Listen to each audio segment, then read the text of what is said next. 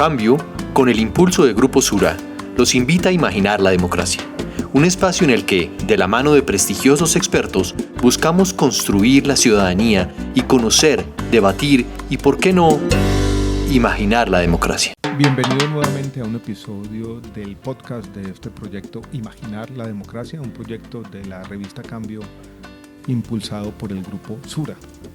Hoy estamos Viridiana Molinares, Rodrigo Primi y Mauricio García. Ahora hablábamos, antes de empezar, detrás de cámaras dicen, que el año 2024 iba a ser, Rodrigo, un año de grandes definiciones para la democracia, un año donde mucho estaba en juego.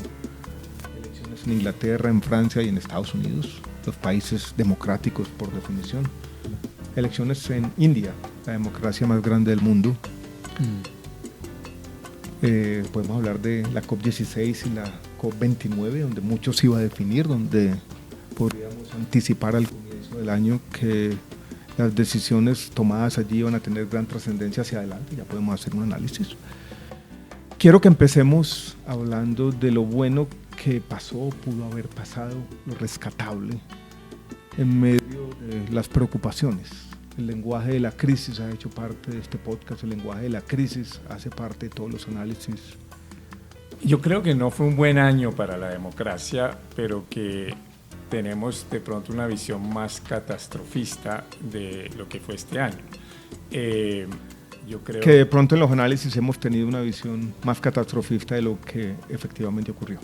Yo creo, y no es que sea optimista, yo creo que la victoria de Trump en Estados Unidos es mala y que haya ganado también en el Congreso es malo, que haya tenido victorias en ciertos estados es malo, es decir, es un Trump empoderado, pero como han dicho otros analistas, no olvidemos que cuando se mira la votación electoral, Trump ganó por 2% en la votación popular.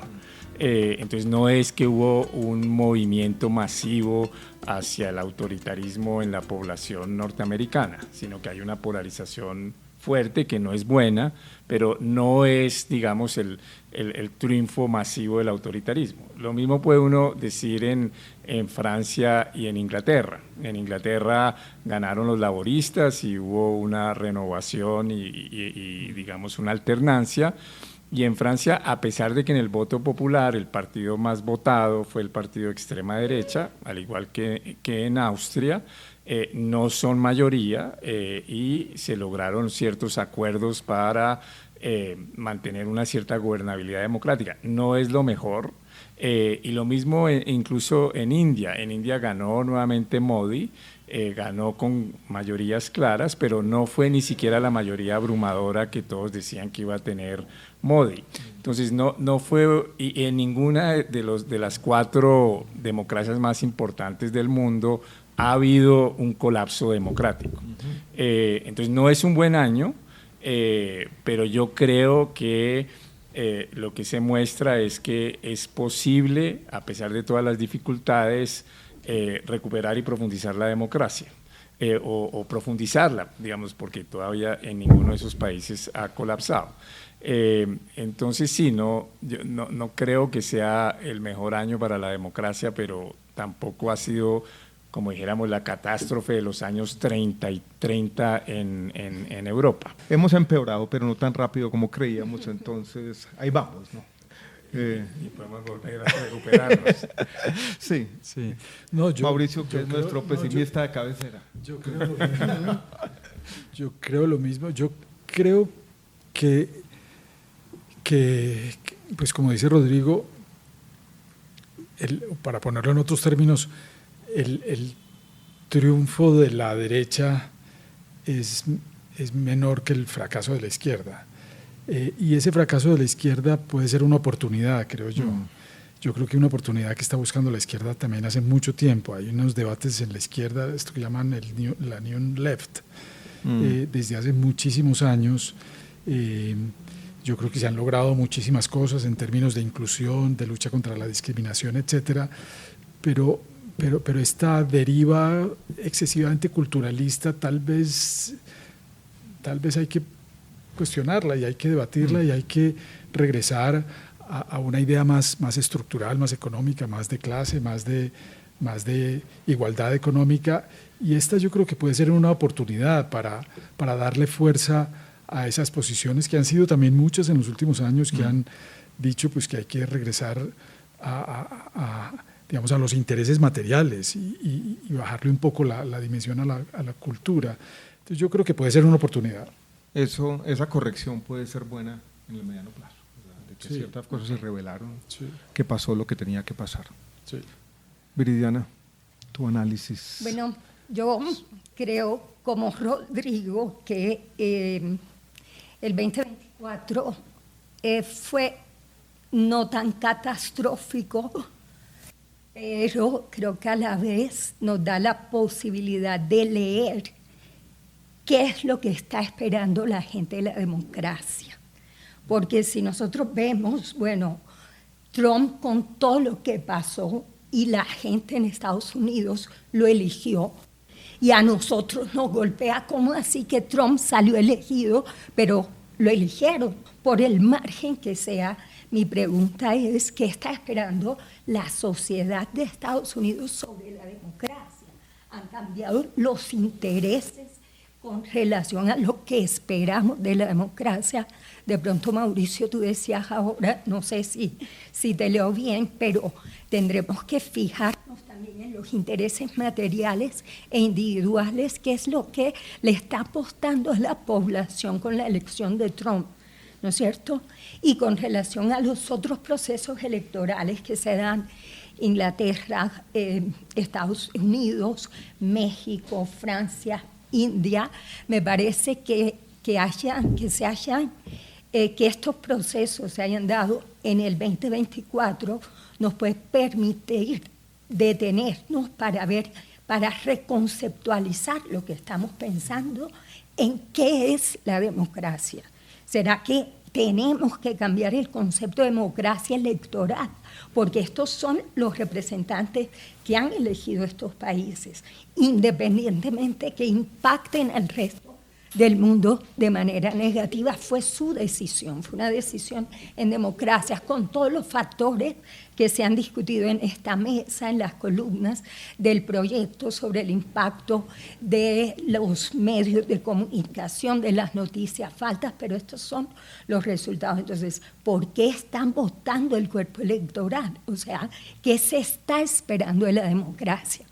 Y también retomando lo que dice Mauricio, yo creo que en este momento hay un discurso constitucional de inclusión que es bien importante, de defensa de las minorías, de ampliación de la democracia. Hay que leer el caso del segundo triunfo de Trump frente a una mujer afro de la izquierda en Estados Unidos, que mucha población afro no votó por ella y que era un referente visual. Hoy es una mujer afro, antes habían. Hillary Clinton fue una candidata pero blanca. Aquí tenemos una mujer académica que hacía política, que representa a la izquierda. Entonces, ¿qué fue lo que no ganó? De pronto fue una izquierda que se desbordó en promesas que no fue capaz de materializar, y hay un rechazo a esa izquierda. Es un rechazo porque metafóricamente la imagen es muy fuerte.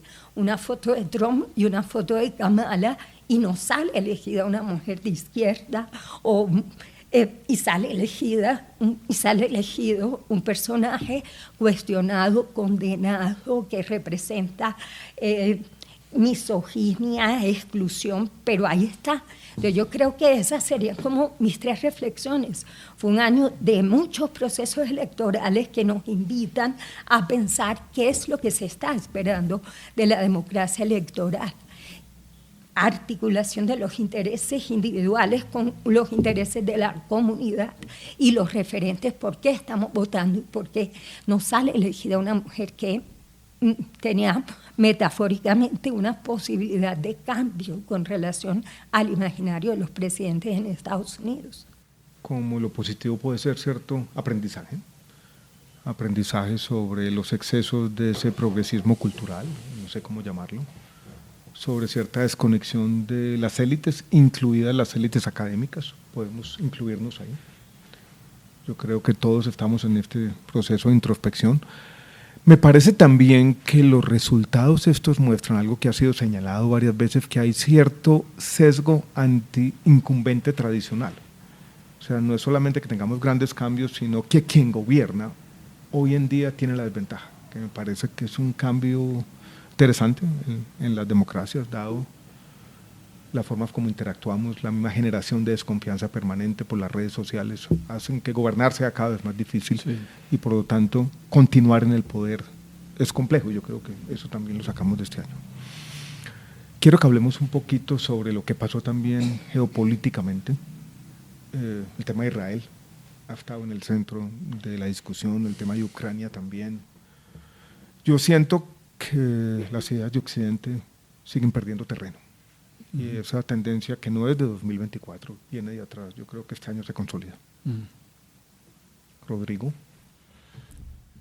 Yo creo que estas dos guerras son terribles por donde se las mire. Terribles humanitariamente, digamos, la masacre en Gaza es terrible, el costo humano de la guerra en Ucrania es terrible, pero es terrible en sus efectos políticos también, no solo los riesgos de eventual confrontación nuclear.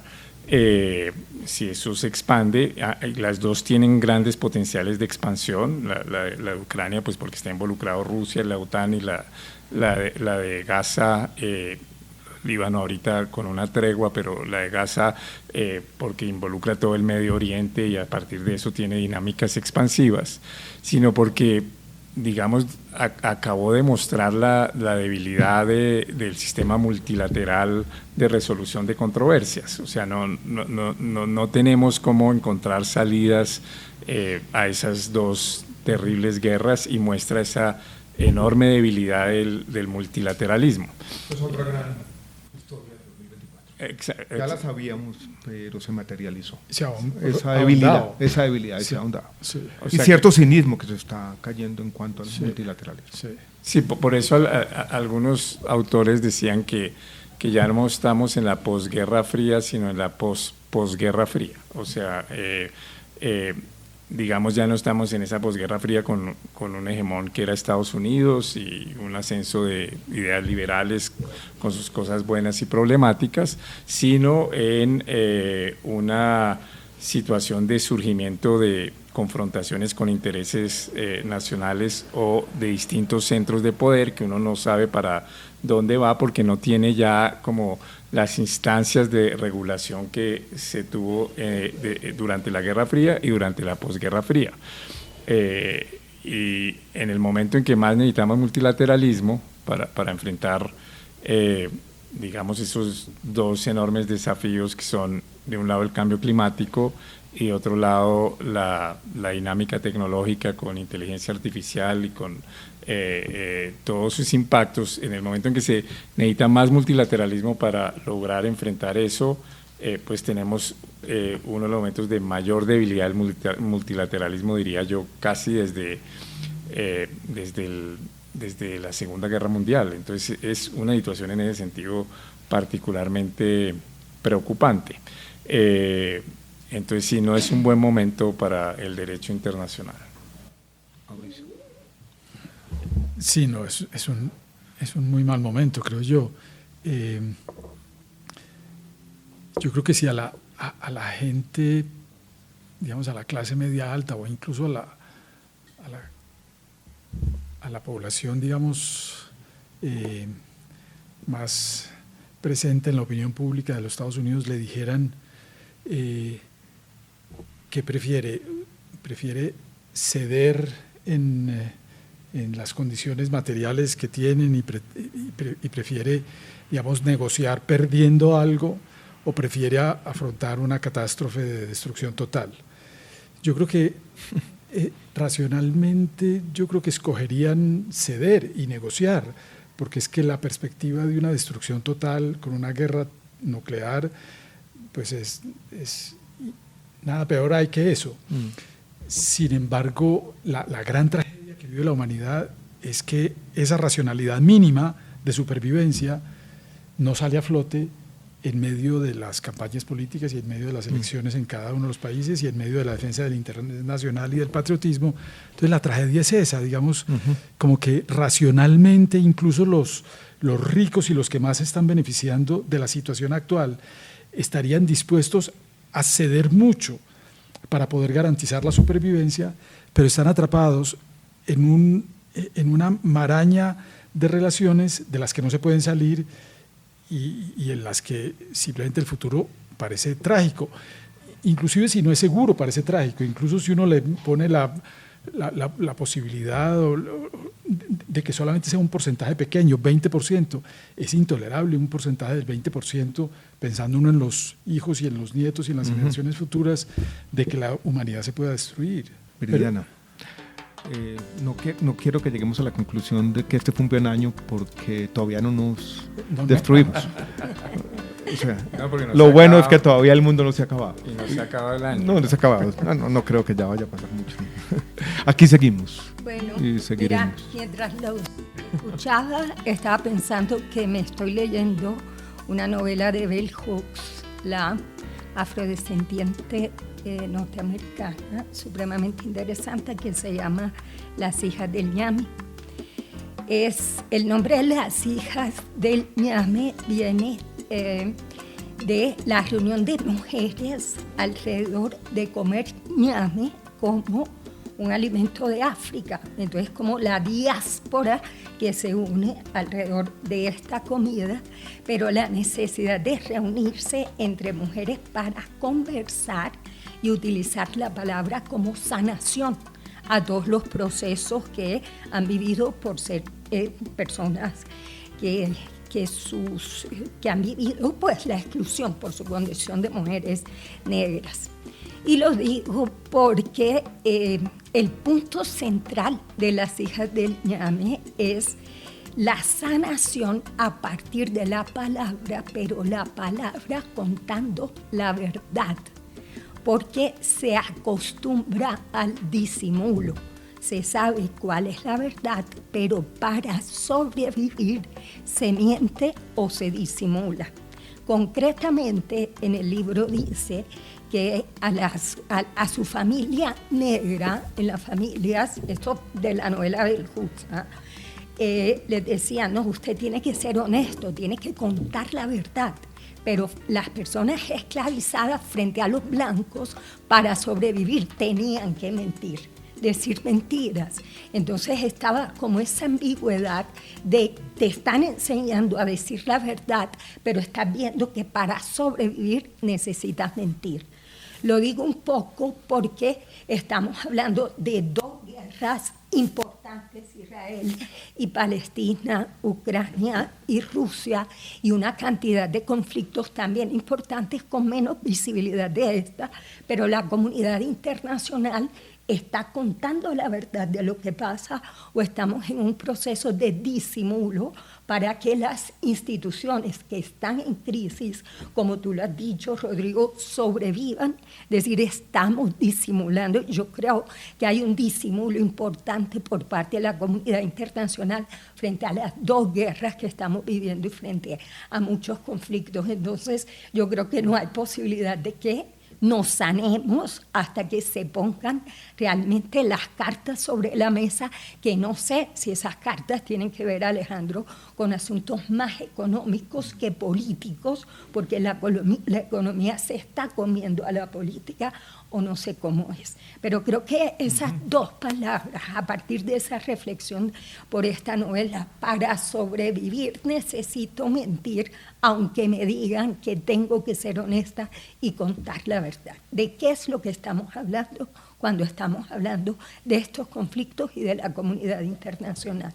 Y también recuerdo, por ejemplo, esa reflexión tan interesante que hacen Einstein y Freud con las cartas que se cruzan en 1932, cuando Einstein le pregunta a Freud, ¿hay alguna manera de liberar a los hombres de la fatalidad de la guerra? Y Freud le responde, no, lo único que tenemos son las reglas del derecho, porque lo que se vivió por parte de los actos terroristas en Israel fue terrible, Y la respuesta también fue terrible. Pero el derecho ahí, ¿qué ha solucionado? Yo creo que absolutamente nada, porque la barbarie ya tiene un año. Me parece muy interesante lo que dice Viridiana y me gusta esa palabra. Yo no veía la palabra disimulo desde hace mucho. Y como tú la dices en la frase, ¿no? Proceso de disimulo. Ese proceso de disimulo es parecido a lo que estamos teniendo hoy en la COP29, en la COP16, donde se disimula cierta preocupación sobre el futuro, pero mentir es necesario para sobrevivir políticamente para cada líder que llega allí. Y Sí. hemos aceptado ese equilibrio, ese proceso de disimulo, que es uno de los problemas geopolíticos que hemos revisitado también. Y no es en necesariamente una podcast. mentira, sino No, Jorge, sí, es Jorge un Volpi disimulo, ¿no? es una ficción. Jorge Volpi acaba de sacar un libro, Gordo, ahí lo vi. Historia de la ficción, no Historia de la fantasía, ya no me acuerdo cómo se llama. Y la hipótesis de él es un poco eso, es como la tendencia humana tan fuerte al como si, hagamos como si. O sea, inventémonos un cuento que compartamos y que expliquemos todo. No es exactamente una mentira, tiene mucho que ver con la falta de realismo, con la falta de realidad, pero es un cuento, una ficción en la que nos metemos todos y de ahí no podemos salir, es parte también de la tragedia. Yo he tenido una visión, ya te doy la palabra, Rodrigo, como de este momento del mundo, y yo tiendo a eso, ¿no? Como a cierto sentido trágico, que me lleva a veces a cierta resignación melancólica, como quien dice, estas instituciones, tú lo decías a veces, Viridiana, ¿no? Casi el derecho como disimulo, ¿no? Como forma no de resolver los problemas, sino de aparentar que los estamos resolviendo, que me parece complejo. Sí. Pero que es difícil salir de ahí. Y es difícil salir de ahí no solo políticamente, ¿no? Sino que casi que antropológicamente estamos acostumbrados a eso. Por eso me gusta la figura de Ñame, ¿no? Como salir de esa trampa, como decirnos la verdad. Aunque también sigo creyendo en cierta capacidad de resistencia del espíritu humano. Y probablemente no tenemos la historia completa, pero en las democracias globales hay muchas formas de resistencia local y colectiva, hay muchas formas de organización social que están haciendo la diferencia. Entonces hay muchas buenas historias también. Pero falta que se organicen también. Sí, Están muy Rodrigo. dispersas.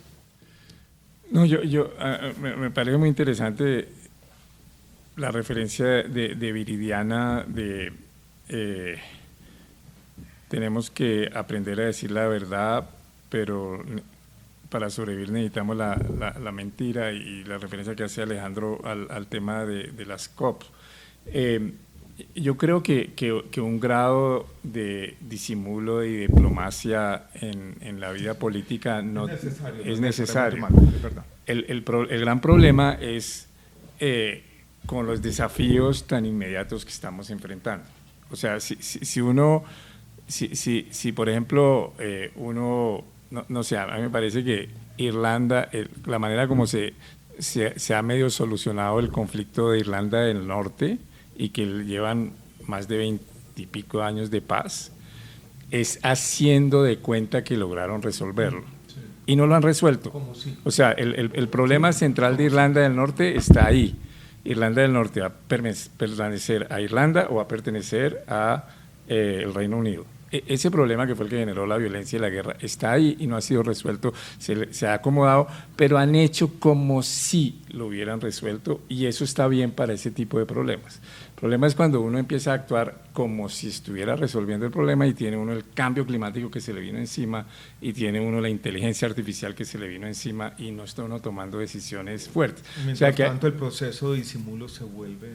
Ahí sí todo. Totalmente contraproducente. Es decir, yo creo que hay momentos en donde esos entendimientos y esos apaciguamientos son útiles para mantener una cierta cohesión, pero lo que creo es que el mundo enfrenta desafíos monumentales que requieren decisiones profundas, y los mecanismos que tenemos no están funcionando para hacerlo. Son muy débiles y hay mucho disimulo, y ahí sí ese disimulo es muy problemático. Pero si hay una solución en Irlanda. La solución fue decir, bueno, por ahora no nos matemos. Eso es una solución. El mundo no se tiene que poner de acuerdo en cuál es la ideología que va a subyacer detrás de los regímenes políticos. Tolerarnos Pero hombre, es que yo en este podcast he hablado mucho de Hobbes. es que el problema es que no estamos de acuerdo en reducir, en limitar el uso indiscriminado de la violencia. Y con armas nucleares e incluso con las convencionales, eso es desastroso. Entonces, si no nos, y yo creo que lo que dijo ahora Viridiana es también muy, muy importante, es que antes estábamos de acuerdo en que las instituciones internacionales podían resolver conflictos alrededor del mundo, podían limitar la violencia, podían implementar mecanismos para que la gente no se matara. Ahora ya se aceptó, vivimos en un mundo en que aceptamos que eso ya no se puede, que eso es un imposible. No hay ninguna institución internacional que permita acabar con ese uso indiscriminado de la violencia. Y entonces, en un mundo cada vez más globalizado, con armas cada vez más poderosas y más destructivas, con potencias 4, 5, 6 o 7, en donde no todos los gobernantes son razonables, ni mucho menos, pues esas reglas de juego, empezando por la regla de juego de que el uso indiscriminado de la violencia vale, pues es catastrófico. Voy a volver atrás y voy a hacer una síntesis. La palabra catástrofe ya hace parte de la conversación desde todo el mundo, ¿no? Y de los jóvenes. Y de los jóvenes, sí, que han perdido la esperanza sobre el futuro. Pero bueno, quisiera que podamos sacar una conclusión. Todo no ha sido catastrófico. Y hay un aprendizaje. Y aprenderemos de esto y estamos tal vez empezando a hacer algo que siempre uno debe hacer, y es que está pensando la gente, no que estamos pensando nosotros. El mundo académico tiende a ser muy ofertista, ¿no? Es entregarles a los demás lo que uno piensa y oírlos poco. Yo creo que hay ese aprendizaje y eso me parece positivo. Lo del multilateralismo y yo creo que ese cinismo que se está creando alrededor de la ineficacia de estas instituciones es una mala noticia. Yo creo que es una de las noticias del 2024. Y el disimulo. Yo quiero que hablemos de un tema del que ustedes han opinado recientemente, y voy a proponer un personaje del año para la democracia. Es un antipersonaje, pero me parece interesante por todo lo que ha pasado. Y es el hombre de los cohetes, Elon Musk. Ha jugado un papel que me parece, no sé, es como de una novela, ¿no? Todo el mundo, todo esto tiene todo un componente distópico, ¿no? Claro. Con ese elemento casi freudiano, ¿no? De un cohete. Fálico. Pero que es para mí un tipo que estaba ofreciendo $1 millón en una rifa en las elecciones en Pensilvania, y que además es el que es el dueño y controla el foro global donde se deciden mucho. Es algo complejo, ¿no? Se parece a la mafia. Y ahora es el que va a dirigir la reestructuración del Estado en los Estados Unidos, ¿no? Entonces, y tenemos todos personalmente esta disyuntiva de si seguir utilizando la red social X, donde yo en estos días me entré ahí, es cuántos mensajes de X he hecho en los últimos 14 años. Eso son cientos de miles, ¿no? ¿Cuánto tiempo perdido ahí, o gastado, o invertido? No sé. Pero bueno. O sea, Elon Musk es el personaje del año de la es tan perverso que a uno le empieza a caer bien Zuckerberg. O sea, pero es atractivo también, ¿no? Tiene esa cosa, no sé. Pero yo creo que es atractivo por lo que representa. O sea, un nuevo Capitán América, Capitán América que puedo explorar otros mundos, que tengo el poder económico. O sea, la idea de los superhéroes es nefasta, porque la idea de los superhéroes es que los superhéroes no tienen reglas ni tienen límites. Es decir, vas tú destruyendo en nombre de la justicia, pero ¿de qué justicia?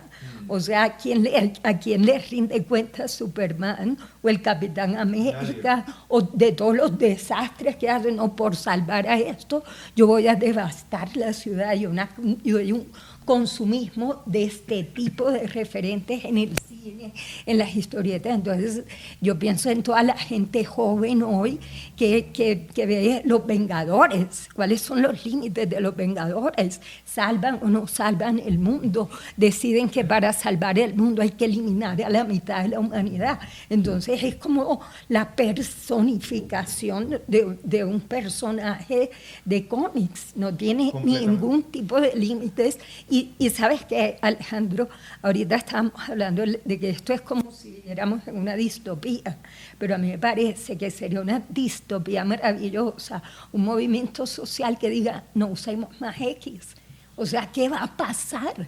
O sea, seguramente encontraremos X no existió en algún momento. O sea, si dejamos de usarla como una experiencia de desobediencia civil, eso puede ser una nueva distopía. Encontraremos otros medios. O sea, pero este es esa un es la personaje... kriptonita verde contra Elon Musk. Claro, o sea, no tiene capa ni un calzoncillo rojo, pero ahí está. O sea, sí, no, es el personaje. Tiene mucho de eso, y el relato es parecido a eso. Sí. Una reflexión ya para ir terminando, Mauricio, Rodrigo. No, a mí me parece que fuimos demasiado optimistas con la caída del muro de Berlín. Hubo una euforia democrática que es excesiva. Desde luego el sistema comunista era oprobioso y representaba un modelo terrible para la humanidad. Pero Francis Fukuyama nunca se imaginó a Elon Musk, ¿no? Pero el capitalismo tenía un contradictor. Y yo creo que muchos países capitalistas tenían la idea, sobre todo en los años 60, 70, pero incluso después tenían la idea de que una de las maneras de defenderse del comunismo era también darle al capitalismo una cierta cara humana, una cierta cara social, de tal manera que eso disuadiera esas ideas de igualitarismo excesivas del comunismo.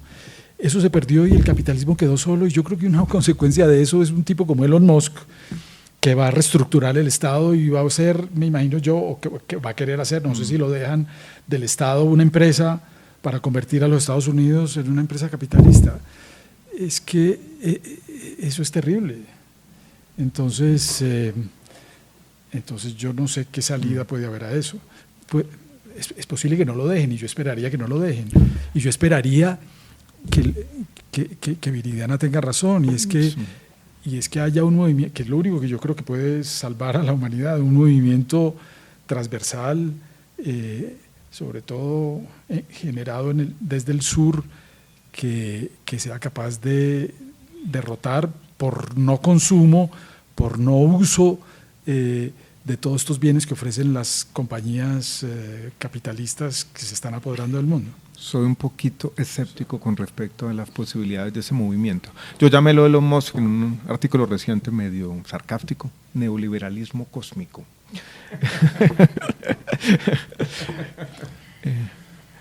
Rodrigo. No, ¿Ustedes van a seguir en X? Yo creo que... No tengo X. Usted dijo que iba a seguir. Yo dije que voy a seguir como un disidente, sí. Mientras se hace... Alguien lo puede acusar de tibio, hermano. Eso me han acusado muchas veces. Yo me salí. Usted salió, Mauricio salió. O sea, quedar uno menos radical que Mauricio es grave. Yo he seguido. Pero yo creo que el riesgo de salirse de X es que entonces X queda aún más homogéneo ideológicamente. Eso me da miedo, y ¿no? por todas las dinámicas de polarización de grupos se vuelve aún más unas opiniones radicalizadas en una mala dirección, y es bueno que haya voces disidentes, pero obviamente yo llevaba ya casi un mes sin hacer un trino, y sigo hablando de trinos y no de post.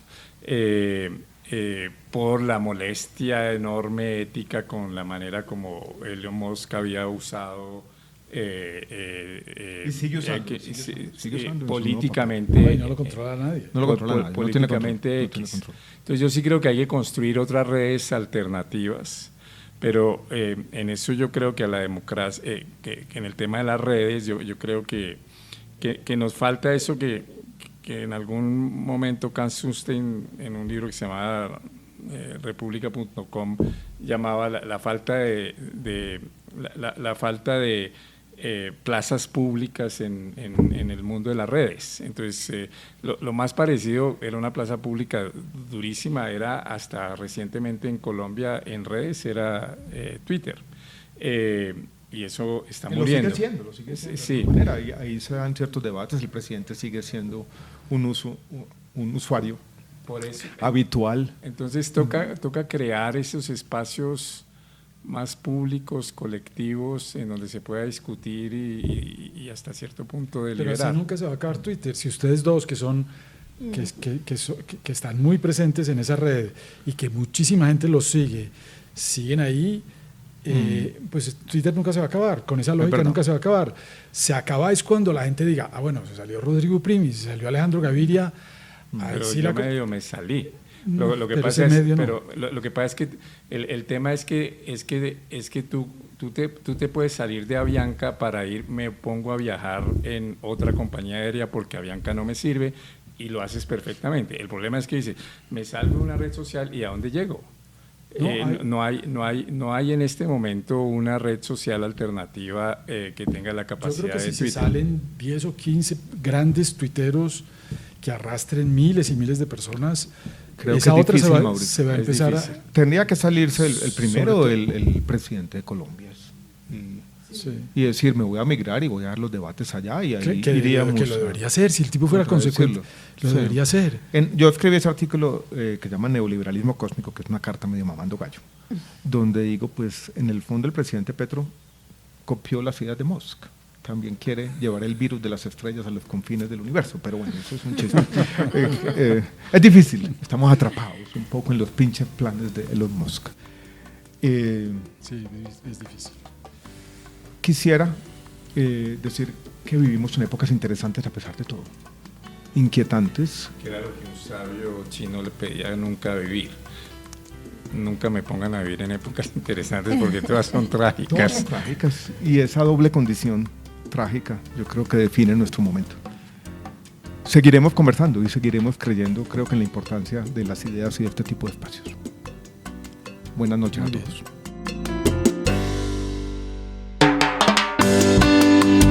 Imaginar la democracia es un espacio de cambio, impulsado por Grupo Sura, productora general Natalia Romero Rosanía, música original del maestro Toño Restrepo Salive, producción y postproducción de audio y video de On Media.